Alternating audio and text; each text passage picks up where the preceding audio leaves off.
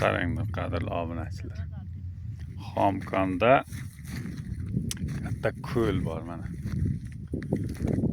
Sizlarga ko'rinyaptimi ko'limiz?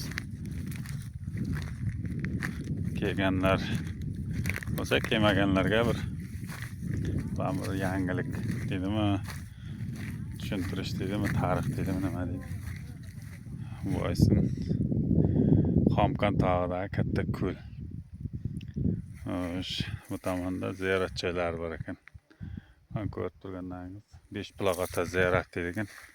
Yani sizlarga bitta mo'jizani ko'rsataman. Bu mo'jizani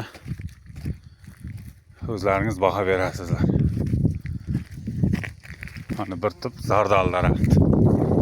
Mana iyul oyida. Zardallar pishib turibdi. Zardal.